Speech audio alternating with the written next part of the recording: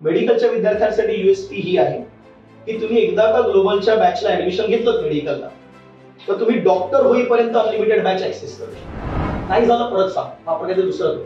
ठीक आहे, मग त्यावेळेला ते ऍटलिस्ट करायला उत्स्फूर्त होतं. तर त्यांच्या ज्या ह्या गोष्टी आहेत, ते जे प्रेशर आहे ते पॅरेंट्सना नाही सांगू शकत. ठीक आहे, त्यामध्ये खरंच एक योग्य मार्गदर्शन योग्य वेळेला मिळणं हे खूप गरजेचं आहे आणि ग्लोबल सायन्स अकॅडमी नक्कीच हे काम करताय, खूप छान आहे. आपण म्हणतो ना की ज्याला सचिन बनायचंय, ठीक आहे, ज्याला क्रिकेटमध्ये पुढे जायचंय, पण त्याला तुम्ही हातामध्ये माईक दिलं, अर्थच नाही त्या गोष्टीचा. त्यामुळे सगळ्यात आधी आपल्या विद्यार्थ्याची क्षमता, ऍप्टिट्यूड, ॲबिलिटी जाणून घेतली पाहिजे. आणि ही ॲबिलिटी जनरली तुम्ही 5वी 6वी नंतर 7वी 8वी नंतर पण जाणून घेऊ शकता. तूफानों को छीन के मंजिलों को छीन ले, आशाएं खिले दिल की, उम्मीदें हंसे दिल की, अब मुश्किल नहीं कुछ भी, नहीं कुछ भी.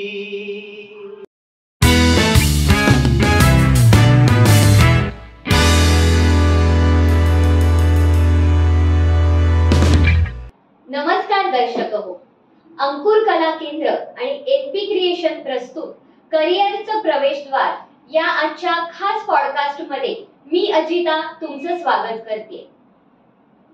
शाळा झाल्यानंतर साधारणतः करिअर मध्ये काय करायचं, इंजिनिअरिंग करायचं की डॉक्टर म्हणजे वैद्यकीय क्षेत्रामध्ये जाण्यासाठी किंवा अभियांत्रिकी क्षेत्रात जाण्यासाठी नेमक्या एंट्रन्स एक्झाम ज्या द्याव्या लागतात त्यासाठी प्रचंड मार्गदर्शनाची गरज असते.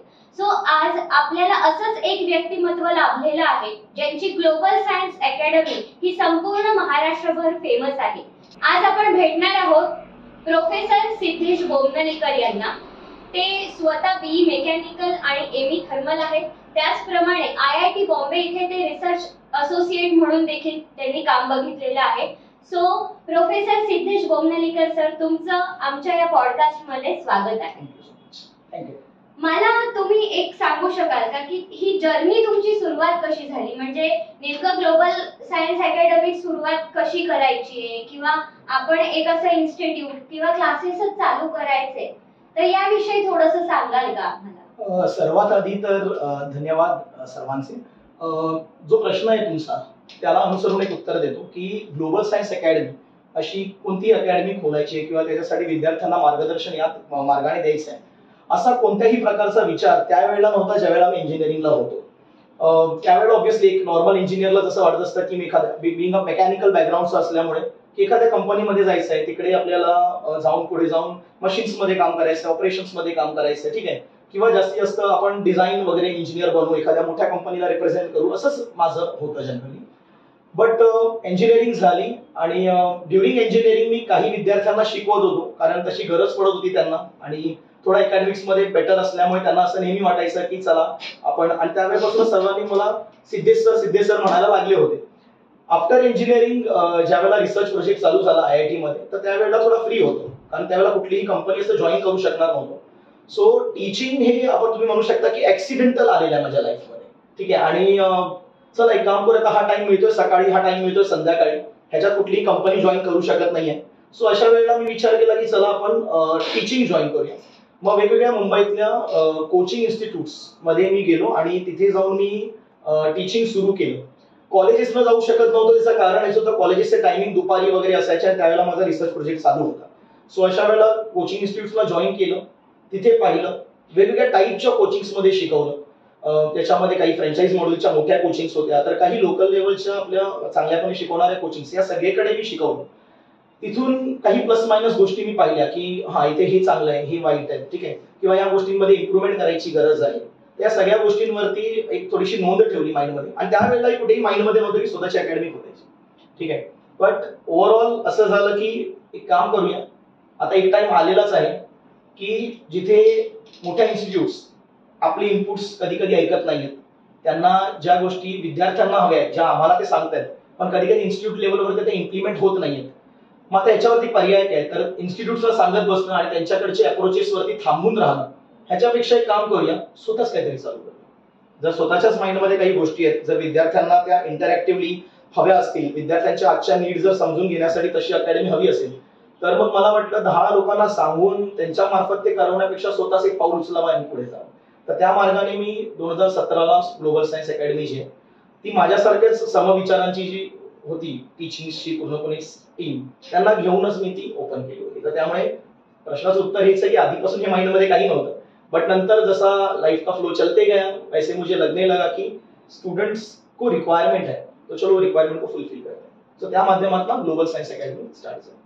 वा, छान. अगदीच म्हणजे स्वतः अनुभव घेऊन आणि त्यानंतर मग तुम्ही ते इम्प्लिमेंट केलेलं आहे, हे खरंच वाखाणण्याजोगं आहे. कारण ही काळाची गरज आहे की आज नेमकं शिक्षण पद्धती काय आहे आणि पुढे जर एक आपल्याला समाज घडवायचा आहे, एक पिढी घडवायची आहे, तर त्यासाठी आज विद्यार्थ्यांना कुठल्या प्रकारचं शिक्षण मिळणं गरजेचं आहे, या सगळ्या गोष्टींचा अभ्यास करून मग तुम्ही या क्षेत्रात उतरलेला आहात. हो, नक्कीच. आता हे ग्लोबल सायन्स अकॅडमी तुम्ही एवढ्या वर्षापासून रन करता आहात, तर यामध्ये नेमकं तुम्ही कुठल्या प्रकारचे कोचिंग स्टुडंट्सला प्रोव्हाइड करता आणि साधारणतः कुठल्या विद्यार्थ्यांनी इथे अप्रोच करायला हवं? Okay, so Global Science Academy is generally catering for the students who are going for 11-12 standard science.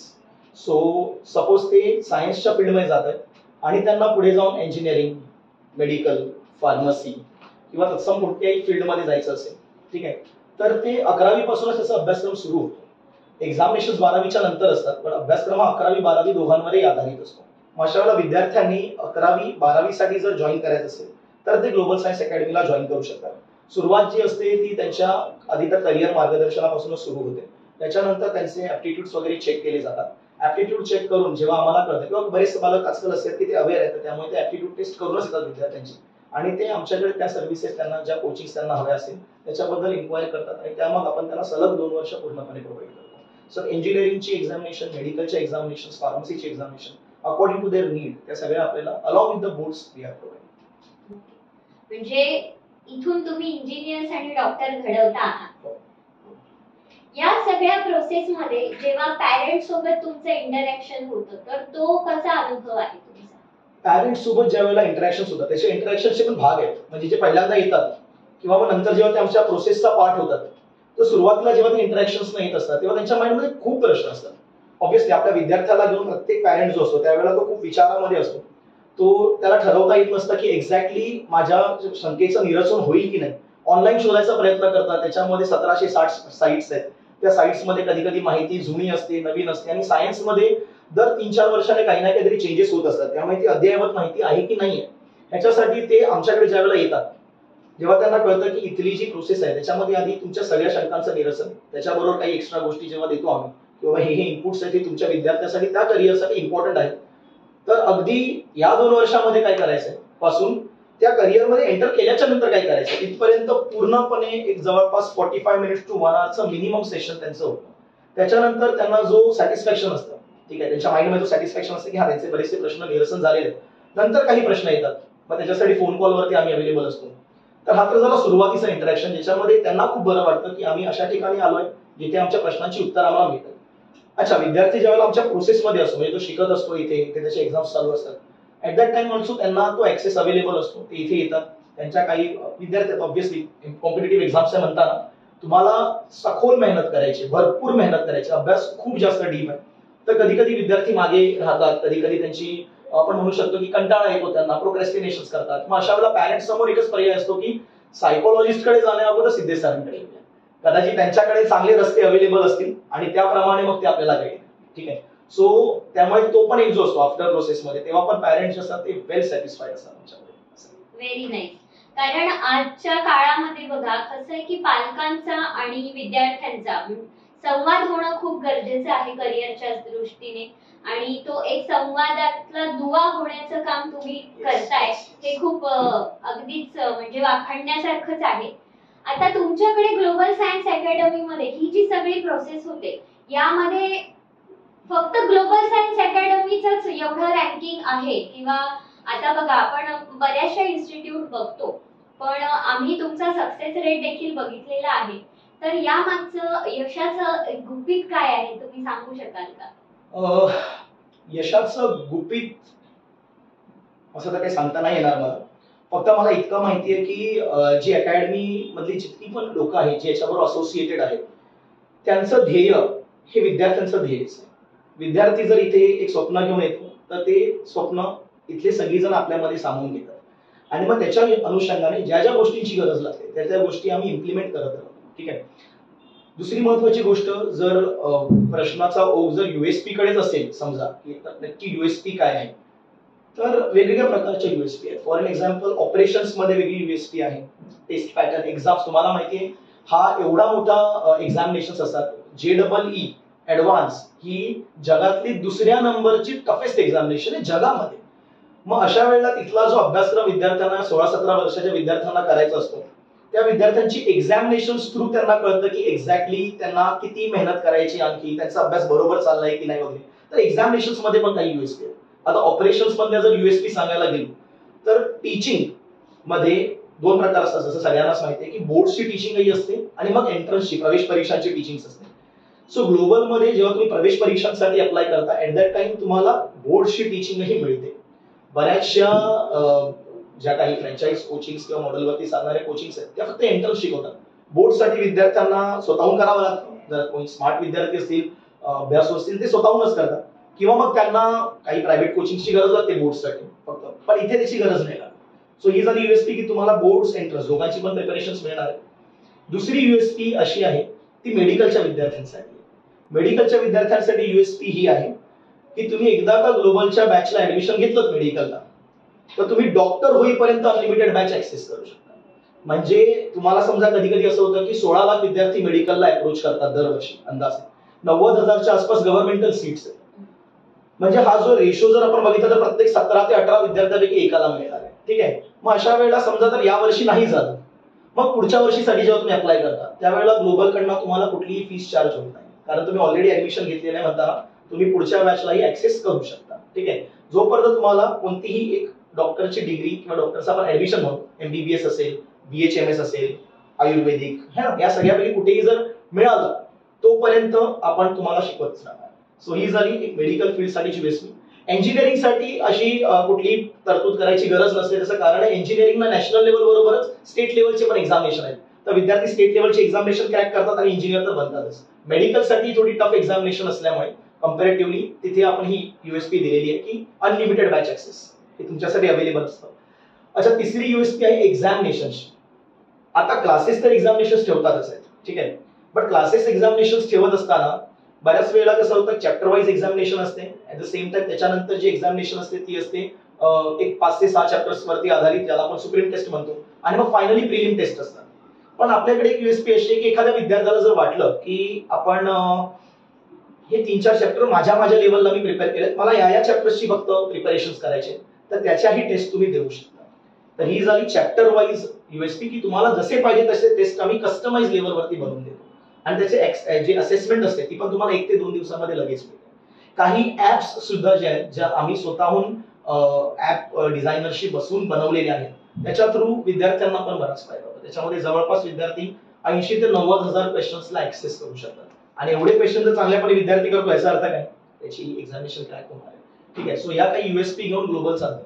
तिसरी युएसपी आहे मॅनेजमेंटमध्ये, की मॅनेजमेंट जे ते ल्युसिड आहे. म्हणजे तुमचे काही प्रॉब्लेम्स असतील तर त्याला थेट डायरेक्टर पर्यंत पोहोचवण्यासाठी वी आर ऑलवेज अवेलेबल. ठीक आहे. मग ते प्रॉब्लेम्स आम्हाला डायरेक्ट मिळतील किंवा मग मॅनेजमेंटच्या थ्रू आम्हाला पोहोचतील तर त्याच्यावरती पटकन काम होऊ शकतं. सो जो लॅग असतो ही विद्यार्थ्यांची क्वेरी आणि त्याचं निरसन होणं ह्याच्यामध्ये जो लॅग आहे, टाइम लॅग, तो कम्पॅरेटिव्हली बाकीच्या ठिकाणी जर समजा 1 ते 1.5 महिन्याचा पण असू शकतो, कधी कधी आठवड्यांचा असू शकतो, इथे एका दिवसाचा किंवा तासाभरांचा असतो आणि त्याच्यामध्ये तुमच्या क्वेरीज जे असतात ते रिझॉल्व्ह होतात. सो या काही युएसपी घेऊन आम्ही चालतो ज्याच्यामुळे दोन्ही साईडनी सॅटिस्फॅक्शन असतं, रादर तिन्ही साईडनी सॅटिस्फॅक्शन असतं.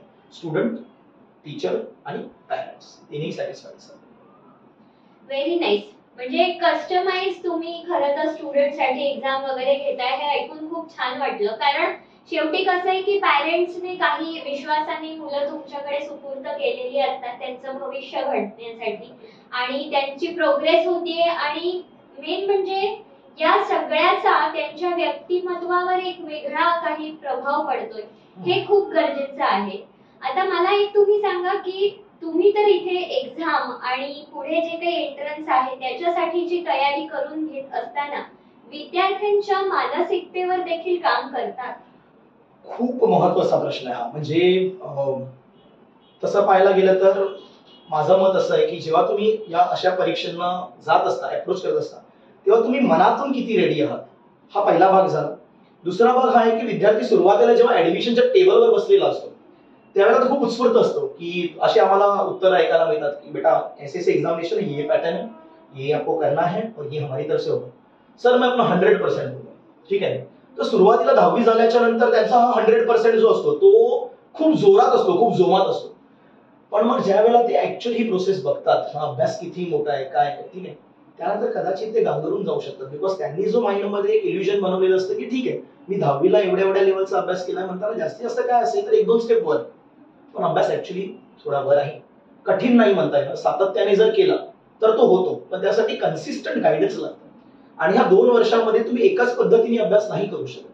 सुरुवातीला तुम्ही असं मानून चालू की 2-2 तासाचे सेशन्स बनवून करता. मग नंतर मे बी 1 वर्षाच्या नंतर तो अप्रोच चेंज होत आहे. तुम्हाला एक्झाम्सच्या हिशोबाने अभ्यासाला चेंज करावं लागतं.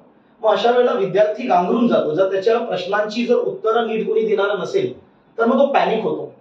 आणि त्याच्यामध्ये मग पॅरेंट्सचं प्रेशर असतं की आता ही 2 वर्ष आहेत, महत्वाची आहे, तुला IITian व्हायचंय, NIT मध्ये जायचंय, डॉक्टर बनायचंय. मग अशा वेळेला त्याची मानसिकता समजून घेणं खूप गरजेचं आहे. कारण नाही म्हटलं तरी सुद्धा ते 16-17 वर्षाचे विद्यार्थी आहेत. त्यांना एवढं प्रेशर जे असतं. मग अशा वेळेला ही मानसिकता ऑलरेडी ग्लोबलमध्ये आम्ही सगळ्या टीचर्सना सांगून ठेवलेली असते की तुम्ही जेव्हा शिकवताय ऍट दॅट टाइम तुमच्यासाठी हे 12-14 वर्षांचा एक्सपिरियन्स तुम्ही 80-90 बॅचेस शिकवल्यात बरोबर आहे. पण तो विद्यार्थी एका वेगळ्या मानसिकतेने येतो. ऍट दॅट टाइम तुम्ही शिकवत असताना तर तुम्हाला कोणी जर वाटतं की थोडंसं खाली जात आहे, लक्ष ठेवा. आणि मेंटॉरशिप असते प्रत्येकाकडे, प्रत्येक टीचरकडे. सो तो त्या स्टुडंटला दर महिन्याला इव्हॅल्युएट करत असतो की एक्झॅक्टली काय प्रॉब्लेम त्याच्यामध्ये, आणि मग त्याप्रमाणे ऑन द मेंटॉर लेवल आणि मग त्याच्यानंतर डायरेक्टर लेवल वरती ते विद्यार्थी येऊन बसतात, आपापले शंका सांगतात. त्याची रिपेअरिंग आमच्याकडे अवेलेबल असते की नेमकं तुझा अच्छा असा प्रॉब्लेम आहे का. कधी कधी प्रॉब्लेम असतो सर, आता माझा सब्जेक्ट फिजिक्स आहे, 10वी पर्यंत स्टेट बोर्डचे विद्यार्थी किंवा कधी कधी ICSE CBSEचे विद्यार्थी पण न्यूमरिकल्सला इग्नोर करतात, गणित सोडवतच नाही फिजिक्सची. आणि 11वी-12वीला आल्याच्या नंतर 50 पैकी 45 तर गणितच आहेत MCQs मध्ये. मग ते गांगरतात, त्यांना डेटा क्लिक होत नाही. ठीक आहे, त्यांना सोल्युशन्स काढताना कधी कधी युनिट कन्व्हर्जन जमत नाही. मॅथमॅटिक्स मध्ये, कॅल्क्युलस मध्ये प्रॉब्लेम होतो, ट्रिग्नोमेट्री मध्ये प्रॉब्लेम होतो. मग त्या लेवलवर टीचर त्यांना गाईड करणार की अच्छा असे प्रश्न जमत नाही आहेत का, एक काम कर, असं असं या लेवलला कर, जास्त त्रास नको करून घेऊ. अच्छा तू एक काम करतो, 2-2 तासाचे सेशन जमत नाही, एक काम कर 6-6 तासाचे सेशन घे आणि 20-20 मिनिटाचा ब्रेक घे. त्या ब्रेक मध्ये पण नेमकं काय करायचं. ठीक आहे, तर या सगळ्या गोष्टींवरती त्यांना जेव्हा सांगतो आणि त्यांना सांगतो आम्ही की 7 डेज आधी फॉलो कर, मग 21 डेज पर्यंत त्याला घेऊन जा, मग आपण पुन्हा भेटू. ज्यावेळेला त्यांना हा सपोर्ट मिळतो फ्रॉम द इन्स्टिट्यूट की तुम्ही हे करा, आम्ही आहोत, नाही झालं परत सांग, आपण काहीतरी दुसरं करू. ठीक आहे, मग त्यावेळेला ते ऍटलिस्ट करायला उत्स्फूर्त होतात. कारण त्यांच्या ज्या ह्या गोष्टी आहेत, हे जे प्रेशर आहे ते पॅरेंट्सला नाही सांगू शकत. ठीक आहे, कारण पॅरेंट्स ऑलरेडी त्यांच्यावरती वॉच करू. मग अशा वेळेला ते सांगणार कोणाला. जर ते इन्स्टिट्यूटलाही घाबरायला लागले मग ते सांगणार कोणाला. मग अशा वेळेला इन्स्टिट्यूट त्या मार्गाने आम्ही झुकलेलेच असतो की अच्छा तुमचे प्रॉब्लेमच तुम्ही सांगा, कारण त्यांना सोडवल्याशिवाय तुमची प्रोग्रेस होणं कठीण. सो त्यामुळे विद्यार्थ्यांना कुठे ना कुठेतरी हा ऍक्सेस देणं गरजेचं आहे की वी आर देअर, डोंट वरी. ठीक आहे, आणि मग तेवढा अप्रोच असेल तर ते लोक करतात आम्हाला अप्रोच. नक्कीच, कारण आज आपण एकूणच समाजातलं जे काही वातावरण बघतोय त्यामध्ये खरंच एक योग्य मार्गदर्शन योग्य वेळेला मिळणं हे खूप गरजेचं आहे. आणि ग्लोबल सायन्स अकॅडमी नक्कीच हे काम करताय, खूप छान आहे. मला तुम्हाला एक प्रश्न असा विचारायला आवडेल की आजच्या पालकांना तुम्ही काय एक संदेश असा देऊ इच्छिता की कसं होतं की सगळीकडे रॅट रेस आहे आणि यामध्ये ना पालक अवास्तव अपेक्षा आपल्या पाल्याकडून ठेवतात आणि त्यामध्ये त्या पाल्याला नेमकं काय हवंय, त्या विद्यार्थ्याला नेमकं काय हवंय हे कुठेतरी दडपलं जातं. आणि मग त्याच्यातून अर्धे इंजिनियर्स अर्धे डॉक्टर्स घडतात, पण मग त्यांचं ते घडणं कितपत योग्य आहे. अशा वेळी पालकांचा त्यांच्या आयुष्यामध्ये काय रोल असला पाहिजे, तर एक शिक्षक म्हणून तुम्ही पालकांना काय सांगता. ओके, प्रश्न गंभीर पण आहे आणि तेवढाच इम्पॉर्टंट पण आहे. पालकांना सुरुवात सर्वात आधी तर एक निवेदन असेल की विद्यार्थ्यांवरती स्वतःच्या अपेक्षा लागू नका. कारण होऊ असं शकतं की कदाचित बरेचसे पालक, जेव्हा आम्ही आता हे मी जे वाक्य म्हणतो ह्याच्या मागे इतक्या वर्षांचा काउन्सिलिंगचा एक्सपिरियन्स आहे. जवळपास 13 वर्ष काउन्सिलिंग करून दरवर्षी 100-150 वर्ष मुलांना म्हणजे काउन्सिलिंग केल्यामुळे त्याच्यातनं जे मला जाणून आलंय ते हे आहे की माझ्या विद्यार्थ्याला, माझ्या मुलाला मला इंजिनियरच बनवायचं आहे, हे जेव्हा तुम्ही लहानपणापासून ठरवून ठेवता किंवा मला डॉक्टरच बनवायचं, ठीक आहे, अपेक्षा चुकीच्या नाहीये. तुमचा विद्यार्थी, तुमचा मुलगा आहे, त्याला मोठं होताना पाहणं हीच एक अपेक्षा असते प्रत्येक पालकाची. पण मग होतं काय की त्याच्यामध्ये खूप महत्वाची गोष्ट अशी आहे की तुमच्या अपेक्षा आणि त्याचं ऍप्टिट्यूड हे मॅच करतंय. तुमच्या अपेक्षा आहेत त्याला डॉक्टर बनवायच्या, पण त्याचं अॅनालिटिक्स स्ट्रॉंग आहे, त्याचं मेमरायझेशन वीक आहे. किंवा तुमच्या अपेक्षा आहेत त्याला इंजिनियर बनवायचं, पण त्याचं अॅनालिटिक्स वीक आहे, त्याचं मेमरायझेशन स्ट्रॉंग आहे. त्याचं नेमकं ऍप्टिट्यूड कुठे जाते हे पाहणं गरजेचं आहे. अदरवाईज मग आपण म्हणतो ना की ज्याला सचिन बनायचंय, ठीक आहे, ज्याला क्रिकेटमध्ये पुढे जायचंय, पण त्याला तुम्ही हातामध्ये माईक दिलाय, अर्थच नाही त्या गोष्टीचा. त्यामुळे सगळ्यात आधी आपल्या विद्यार्थ्याची क्षमता, ऍप्टिट्यूड, ॲबिलिटी जाणून घेतली पाहिजे. आणि ही ॲबिलिटी जनरली तुम्ही 5वी 6वी नंतर, 7वी 8वी नंतर पण जाणून घेऊ शकता. मग तुमच्याकडे 10वीच्या वेळेपर्यंत 2 वर्षाचा वेळ असतो अवेलेबल. त्याच्यामध्ये तुम्ही पण तुमच्या ज्या प्रोसेस असतात की बाबा अच्छा हे ऍप्टिट्यूड आहेत घ्यायचे, मग ह्याच्यावरती मी मार्गदर्शनावर जातो.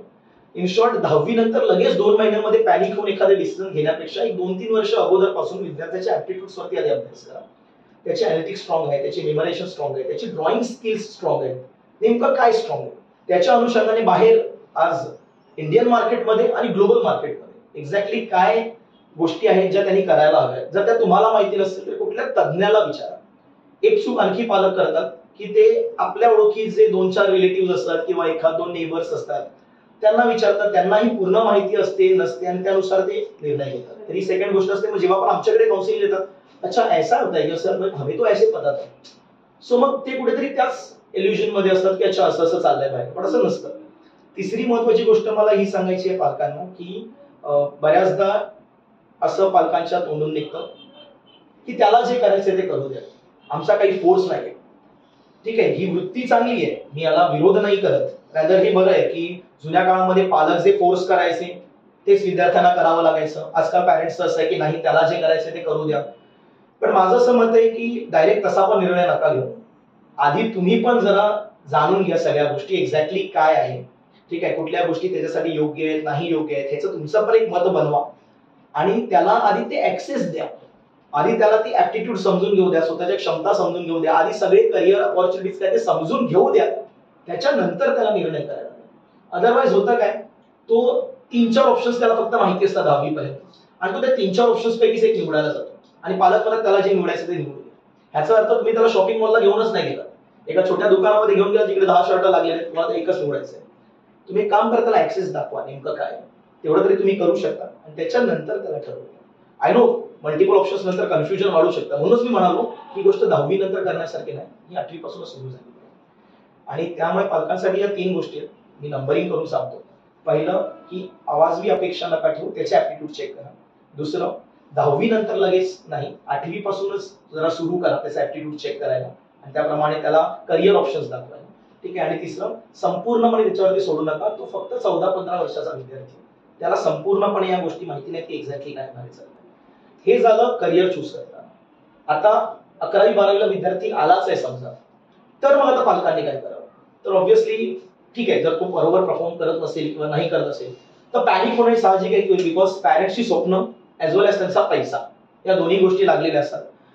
पण आय थिंक पॅनिक होणं हा शेवटचा ऑप्शन ठेवला पाहिजे. त्याच्या आधी त्याच्याशी बोलून विचारून काय प्रॉब्लेम्स आहेत, त्याच्यानंतर इन्स्टिट्यूटला गाठवून की बाबा सर हे प्रॉब्लेम फेस होत आहे. तर हा संवाद जो आहे स्टुडंट बरोबर आणि टीचर्स बरोबर हा पॅरेंट्सनी नीट ठेवला पाहिजे. बऱ्याचदा पालकांचं पण काय होतं, आम्ही आमचं काम केलं, आम्ही एका इन्स्टिट्यूटला सोपवलं आणि आम्ही पैसे भरतोय म्हणजे आमचं कार्य झालं. तर तसं तर मग टीचर्स पण बोलू शकतात की आम्ही शिकवलं आमचं काम झालं, पण असं नसतं. आणि विद्यार्थी पण म्हणेल मी तर ट्राय करतोय माझं काम झालं पण मला होत नाही. पण असं फक्त एवढी गोष्ट करून जर सगळी कामं झाली असतं तर प्रत्येक जण IIT आणि मेडिकलमध्ये पुढे गेला असता. सो पॅरेंट्सना हेही लक्षात ठेवायचं की तुम्हाला तो कनेक्शन बनवून ठेवायचा आहे टीचर आणि स्टुडंटचा हेल्दी, आणि जेव्हा तुम्ही हे कनेक्शन बनवाल ना चांगल्यापणे मग तुम्हाला कधी पॅनिक व्हायची गरज नाही असं मला वाटतं. So this is the thing. खूप महत्त्वाच्या आणि अतिशय इम्पॉर्टंट गोष्टी सरांनी आज सांगितलेल्या आहेत की पालकांच्या ज्या काही अपेक्षा आहेत या बऱ्याचदा अवाजवी असतात. त्या अवाजवी अपेक्षा ठेवणं थोडंसं कमी केलं पाहिजे पालकांनी. त्याचप्रमाणे त्यांचं करिअर गायडन्स आहे किंवा पुढे काय केलं पाहिजे याविषयी थोडंसं शालेय वयापासूनच जर सुरुवात केली तर नक्कीच तो विद्यार्थी एका योग्य दिशेने च्या दृष्टीने वाटचाल करेल आणि संवाद असणं खूप गरजेचं आहे. खूप इम्पॉर्टंट गोष्टी सांगितल्या सर तुम्ही. मला एक तुम्ही सांगा की तुमच्या ग्लोबल सायन्स अकॅडमी मध्ये हा जो सगळा पॅटर्न आहे, तर मग हा कशा पद्धतीने चालतो आणि तुमच्या कुठे कुठे शाखा आहेत? ओके, सगळ्यात आधी ग्लोबलच्या ज्या शाखा आहेत, अंधेरी स्टेशन वेस्टला लागूनच आहे, गोरेगाव स्टेशन वेस्टला लागूनच आहे आणि जोगेश्वरीला आहे, सर्वोदय नगरला. अशा 3 शाखा सध्या कार्यरत आहेत.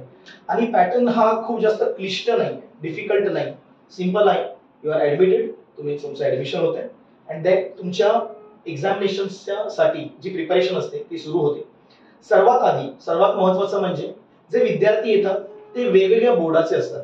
तुम्हाला आता माहिती 10वीला बरेचसे बोर्ड्स अवेलेबल आहेत, जसं की SSC, ICSC, IGCSE, IB board है ना, तर CBSE. या सगळ्यांचा पाया एकसारखा नाही आणि ज्यावेळेला हे सगळे विद्यार्थी एकत्र येतात ऍट दॅट टाइम प्रॉब्लेम बऱ्याच विद्यार्थ्यांना हा होत असतो की आमचा पाया एकसारखा नाहीये. तर सुरुवातीचा 1 महिना हा बेसिक डेव्हलपमेंट लेक्चर्सचा असतो. बेसिक डेव्हलपमेंट लेक्चर्स मध्ये आपण विद्यार्थ्यांचे 9वी आणि 10वीचे बेसिक्स जे आहेत ते स्ट्रॉंग करून घेतो. त्याचा बेनिफिट हा होतो की एखादा SSCचा विद्यार्थी जरी असेल तो 1 महिन्याच्या नंतर सायन्ससाठी रेडी झालेला असतो आणि हे होणं गरजेचं आहे. त्यामुळे जनरली मी अपील की तुम्ही सुरुवातीचे BDL म्हणजे बेसिक डेव्हलपमेंट लेक्चर्सना नक्की बसा. आणि दुसरी महत्त्वाची गोष्ट, हे लेक्चर्स सगळ्यांना ऍक्सेस व्हावेत यासाठी आम्ही ऑफलाईनही अवेलेबल करतो आणि ऑनलाईनही अवेलेबल करतो. म्हणजे जर समजा बाय चान्स त्यावेळेला जर विद्यार्थी गावी गेले तर सुट्ट्यांचे दिवस असतात, ठीक आहे, सुरुवातीला 10वीच्या 11वी जातात, तर ते लेक्चर्स तो व्हिडिओच्या मार्फतही समजून घेऊ शकतो आणि नंतर येऊन त्या टीचर्सना डाऊट विचारू शकतो. करेक्ट, हे झालं पहिलं. त्याच्यानंतर आम्ही सिलेबसला स्टार्ट करतो. सिलेबस स्टार्ट झाल्याच्या नंतर त्याच वेळेला topic wise examinations, FLT full length test, म्हणजे आतापर्यंत जेवढे टॉपिक झाले त्याच्यावरती एक्झामिनेशन्स होत राहणार आहेत. आणि या सगळ्या एक्झामिनेशन्सचं तुम्हाला पॅरेंट्सना पण त्यांचे रिझल्ट मिळत राहावे याच्यासाठी एक ऍप असते, ग्लोबल सायन्स अकॅडमी ऍप, जी प्ले स्टोअर वरती अवेलेबल आहे. आणि त्याच्यामधून तुम्ही विद्यार्थ्यांचे प्रोग्रेस पाहू शकता, त्यांना किती मार्क्स आहेत, काय आहेत, त्याचा ग्राफ काय आहे स्टडीजचा पॅटर्नचा, ठीक आहे. ऍट द सेम टाइम त्याच्यामध्ये व्हिडिओ लेक्चर्स अवेलेबल असतात, इन्फॉर्मेटिव्ह लेक्चर्स अवेलेबल असतात, तर हे तिथे अवेलेबल असतात. एक्झामिनेशनचे पॅटर्न चालतात, मध्येच डाऊट सेशन्स चालतात. हा संपूर्ण पॅटर्न जो अभ्यासाचा आहे हा जवळपास 2400 ते 2500 तासांचा आहे. आता जर एक कंपॅरिझन द्यायला गेलो तर 10वीचा अभ्यासक्रम SSC बोर्डाचा सगळ्या सब्जेक्टचा मिळून 400 तासांचा. जर आपण CBSE किंवा ICSE म्हटलं तर 550 ते 550 तासांचा आहे. आणि 11वी 12वी एंट्रन्सेस हा जो अभ्यासक्रम हा 2400 ते 2500 तासांचा. आणि त्याच्यामध्ये मग आपण doubt sessions, revision, practice sessions add up केले तर ते खूप मोठा अभ्यासक्रम. मग हा संपूर्ण डिटेलमध्ये समजावायला गेलो तर आपल्याला आणखी एक वेगळं पॉडकास्ट करावं लागेल असं मला वाटतं. बट आय थिंक हा पूर्ण अभ्यासक्रम आणि ही पूर्ण एक जर्नी आहे विद्यार्थ्याची, जी त्याला पूर्णपणे त्याच्या मार्गावरती घेऊन जाण्यासाठी आम्ही असतो, तेही असतात, दोघांमध्ये होतात. तर हाच तुमच्या प्रश्नाचं उत्तर. सिद्धेश सर, मला अजून एक खूप महत्त्वाचा प्रश्न तुम्हाला विचारावासा वाटतो की आजची जी काही शिक्षण पद्धती आहे ती शिक्षण पद्धती आणि बाहेर जगामध्ये पूर्ण ग्लोबल लेवलवर जे गरजेचं आहे ज्ञान, त्याची सांगड नेमकी कशी घातली गेली पाहिजे? कारण होतं काय की आपले जे काही पालक असतात हे पारंपरिक शिक्षण पद्धतीमध्ये अडकून पडलेले असतात आणि आजच्या जगामध्ये आधुनिकता किंवा तंत्रज्ञान या सगळ्या गोष्टींची जोड घेऊन टेक्नो सॅव्ही होणं जेवढं गरजेचं आहे तेवढंच शिक्षणामध्ये सुद्धा तुम्ही काय अजून अवगत केलं पाहिजे याविषयी तुम्ही काय सांगाल? ओके, हा खूप इंटरेस्टिंग क्वेश्चन आहे, कारण याच्यामध्ये खूप डायमेन्शन्स आहेत आणि एकदा मस्त अभ्यास करून आलाय तुम्ही. सो ऍक्च्युली हा प्रश्नाचं उत्तर नेमकं असं आहे की काही पारंपरिक ज्या फील्ड्स आहेत त्या महत्वाच्या आहेत, ठीक आहे. ज्या फील्ड्स महत्वाच्या नाही आहेत ते ऑटोमॅटिकली लॅग आउट होतात.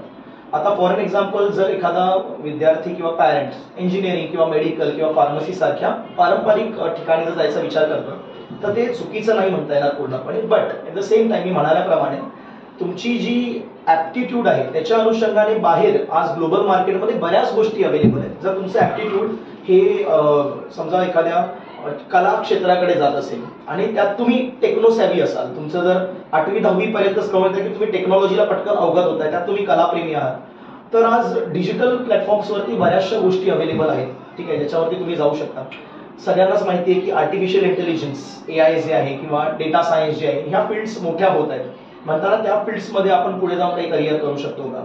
आर्टच्या फील्डमध्ये AI ला कनेक्ट करून आपण काही करू शकतो का? आर्ट पूर्णपणे बाहेर जाणार आहे का? तर आर्ट कधीच बाहेर जाऊ नाही शकत, तर ह्युमन जो आर्ट आहे त्याची नेहमीच एक गरज असणारच आहे. आज जसे आपण म्हणतो की कितीही कपडे जरी मार्केटमध्ये येत असले तरी सुद्धा जे क्राफ्टेड कपडे असतात किंवा क्राफ्टेड गोष्टी असतात त्यांची डिमांड तेवढीच आहे. त्यामुळे एआयच्या मार्फत कितीही तुम्ही पेंटिंग्स बनवा पण ते ह्युमन पेंटिंगची तर तेवढीच व्हॅल्यू असणार आहे नेहमी. ॲट द सेम टाइम वेगवेगळ्या ग्लोबल मार्केटमध्ये बाहेर टेक्नॉलॉजीच्या रिलेटेड ज्या गोष्टी डेव्हलप होत आहेत तेवढ्या प्रकर्षाने अजूनही इंडियामध्ये त्या डेव्हलप होत नाहीत. मग अशा वेळेला ठीक आहे, नाही होत आहेत, होतील डेव्हलप. आपण होपफुली पॉझिटिव्हच राहतो आणि देश आपला पुढे पुढे चाललाय. सो त्यामुळे त्याच्या अनुषंगाने आज आपण कुठली डिग्री घेऊ शकतो याचा विचार करून मग पुढे जाऊन त्याला आपण मीटअप करू शकतो. फॉर एन एक्झाम्पल, तुम्हाला जर टेक्नोसेव्ही व्हायचंच असेल, तुम्ही असालच, इंजिनिअरिंग करा, मग पुढे जा. ठीक आहे, त्याच्यानंतर तिथे बरेच रस्ते अवेलेबल होतील. पण जर तुमचा ऍप्टिट्यूडच इंजिनिअरिंगचा नसेल तर तुम्ही जाऊ नका, मग दुसऱ्या फील्डकडे वळायला हवंच. ठीक आहे, तर त्यावेळेला जर तुमचा ऍप्टिट्यूड अजिबातच या पारंपरिक फील्डकडे जर नसेल तर मग तुम्ही इथून बाहेर निघणं गरजेचं आहे. अदरवाईज होतं काय, आम्ही बऱ्याचदा बघतो एक नावासाठी डिग्री घेऊन बसतात विद्यार्थी आणि मग त्याच्यानंतर मग त्यांना जे हवं तेच करतात. मग त्यापेक्षा तुम्ही आधीपासूनच जरा विद्यार्थ्यांच्या या बाबतीमध्ये मानसिकता समजून घेणं गरजेचं आहे. सो बाहेर जे ग्लोबल अप्रोचेस आहेत त्यांना जाणून घेणं खरोखर खूप गरजेचं आहे तुमच्या फील्डमध्ये प्रत्येकाच्या, हे गरजेचं आहे. So that is the answer for this. म्हणजे बघा दर्शक हो की दृष्टीपण किती महत्वाचं आहे की पुढे भविष्यामध्ये काय आपल्या समोर वाढून ठेवलंय आणि त्याच्यासाठी आपण आधीपासूनच आपली शस्त्र परजून ठेवणं किती गरजेचं आहे. कारण शेवटी आज शिक्षण पद्धती म्हणजे युद्धच झालेलं आहे एक प्रकारचं आणि तिथे त्या युद्धामध्ये जर आपल्याला सतत पुढे राहायचं असेल तर आपल्याला नेहमीच आपली शस्त्र परजून ठेवावी लागतील. सिद्धेश सर, जसं तुम्ही म्हणालात की तुमचे हे जे काही महत्वाचे USP आहे, तर हे USP साधताना जर पॅरेंट्सला तुमच्याकडूनच करिअर काउन्सिलिंग हवं असेल तर तशी काही सोय आहे का? आहे तशी सोय. एक्झॅक्टली जर समजा तुम्हाला करिअर काउन्सिलिंग हवं असेल ॲप्टिट्यूड सकट, तर तुम्ही कॉन्टॅक्ट करून ऑफिसमध्ये आमची वेळ घेऊन अपॉइंटमेंट घेऊन आपण सॅटर्डे संडेजना जनरली या काउन्सिलिंग प्रोव्हाइड करतो. सो ती तरतूद अवेलेबल आहे. आणि दुसरी गोष्ट, जर बेसिक ज्या इन्फॉर्मेशन्स असतात जसं की नेमकं इंजिनिअरिंग म्हणजे काय, इंजिनिअरिंगसाठी कोणत्या एंट्रन्स एक्झामिनेशन द्यायचे असतात, JEE जॉईंट एंट्रन्स एक्झामची मोठी एक्झामिनेशन आहे नॅशनल लेवलसाठी, त्याच्यामध्ये 2 भाग असतात, मेन्स ॲडव्हान्स. मग CET झालं जे स्टेट लेवलला असतं, MHT CET. मेडिकलसाठी नीटची एक्झामिनेशन असते, NEETची. फार्मसीसाठी एक्झामिनेशन असतात. मग या एक्झामिनेशनचं स्वरूप काय, किती अभ्यास आहे, काय आहे, या सगळ्यासाठीचं मार्गदर्शनपर जे माझं YouTube चॅनल जे आहे त्याच्यावर हे सगळं अवेलेबल असतं. म्हणजे बेसिक मार्गदर्शन तर तुम्हाला डायरेक्टली ऑनलाईनही माझ्या चॅनलवरती मिळेल. आणि सिद्धेश सर फॅन्टास्टिक फिजिक्स नावाने हे चॅनल आहे, तर त्यावर जाऊन आपण हे ॲक्सेस करू शकतो. प्लस त्याच्यानंतर जर काही पर्सनल काउन्सिलिंगची गरज असेल, सो स्टुडंट्स आणि पॅरेंट्स ऑफिसमध्ये अपॉइंटमेंट घेऊन ते येऊ शकतात सॅटर्डे संडेला आणि त्याप्रमाणे करू शकतात. दर्शक हो, लक्षात ठेवा, सिद्धेश सर फॅन्टास्टिक फिजिक्स नावाचं YouTube चॅनल सरांचे अवेलेबल आहे. तिथे तुम्ही नक्कीच त्यांचे करिअर काउन्सिलिंग आणि इव्हन फिजिक्सच्या काही ट्रिक्स आहेत ते नक्कीच तुम्ही बघू शकता. व्याप तसा बराच मोठा आहे सर. हा सगळा व्याप सांभाळत असताना ॲज अ प्रोफेसर सिद्धेश गोंदलीकर तुम्ही स्वतःचे जे काही आवड, छंद किंवा तुमची फॅमिली जी आहे त्यांना कसा वेळ देताय किंवा कसं सगळं मॅनेज करताय तुम्ही? मला असं वाटतं की देवाची कृपा आहे की समजूतदार फॅमिली मिळाली आहे मला. कारण असं असतं की एखादा व्यक्ती जेव्हा एखादा असा व्यवसाय असतो त्याच्यामध्ये तो मुरून करतोय, एक डेडिकेटेडली करतोय, त्यावेळेला फॅमिलीचा सपोर्ट असणं खूप गरजेचं आहे. अशा वेळेला आईचा, वाईफचा, ठीक आहे, भावांचा, सगळ्यांचा सपोर्ट खूप छान आहे. त्यांना माहिती की समजा मी 14 तास नाहीये तर ते मला एकदाही फोन नाही करणार. त्यांना माहिती आहे लेक्चरला असू शकतो किंवा व्हॉट एव्हर जे काय याच्या मीटिंग्स असू शकतात. सो पण असं नाहीये मी पूर्णपणे त्यांना बाजूला सोडलेलं. मग कधीतरी 15-20 दिवसात एखादी सुट्टी घ्यायची, त्यांच्याबरोबर वेळ स्पेंड करायचा. काही छंद आहेत जे जोपासायचे असतात, ठीक आहे, मग त्यासाठी हे 10-12 तास 13 तास झाले. छंद आहे म्हणताना एनर्जी तर असणारच, त्यामुळे 12-13 तास जरी अभ्यासक्रमामध्ये गेले तरी सुद्धा त्याच्यानंतर 1-1.5 तास आठवड्यातनं एकदा 2दा काढायला काही प्रॉब्लेम नाही. सो मी तो माझा छंद जो असतो तो रात्री 9-9:30च्या नंतर जेव्हा लेक्चर संपलेले असतात त्यावेळेला जोपासतो, म्हणजे त्याप्रमाणे होतं. आणि थोडाफार सिंगिंगची वगैरे आवड असल्यामुळे ते 9-9:30च्या नंतरच जे काय असेल सो विद्यार्थ्यांचा वेळ विद्यार्थ्यांना दिला की त्याच्यानंतर आपला वेळ असतो. तुम्ही म्हणालात की सिंगिंगची तुम्हाला आवड आहे आणि घरातूनही सपोर्ट आहे तुम्हाला, छान झाले. पण मग सिंगिंगची आवड आहे तर आम्हाला जरा दोन नक्कीच ऐकायला आवडतील तुमच्याकडून. आता गायचंय अगदी 2 ओळी तुम्ही प्रेक्षकांसाठी. अच्छा, नाही मला शिकवायला सांगितलं असतं तर मजा आली असती, बट ठीक आहे. चला म्हणजे थोडासा आता एज्युकेशनलच आहे म्हणताना थोडंसं मोटिवेशनल सॉंगच होऊन जाऊ दे. नक्कीच. तूफानों को छीन के मंजिलों को छीन ले, आशाएं खिले दिल की, उम्मीदें हंसे दिल की, अब मुश्किल नहीं कुछ भी, नहीं कुछ भी. वा वा वा, अतिशय छान. अगदी तुम्ही समर्पक असं गाणं गायलेलं आहात, कारण विद्यार्थ्यांना आशा घेऊनच ते पुढच्या जगामध्ये पाऊल टाकणार असतात आणि एक यशाचं नवीन क्षितिज गाठणार असतात. तर तुम्ही आज आमच्या या पॉडकास्ट मध्ये आलात आणि विद्यार्थ्यांना, आमच्या पालकांना आणि सगळ्याच दर्शकांना खूप छान मार्गदर्शन केलं. नक्कीच सगळे जण या गोष्टींचा अवलंब करतील आणि महत्त्वाचं म्हणजे विद्यार्थ्यांनी काय केलं पाहिजे, पालकांचा त्यांना कसा सपोर्ट असला पाहिजे, या सगळ्या गोष्टींचा विचार करून ते त्यांच्या भविष्यामध्ये एक नवीन पाऊल टाकतील. पुन्हा एकदा धन्यवाद. थँक्यू.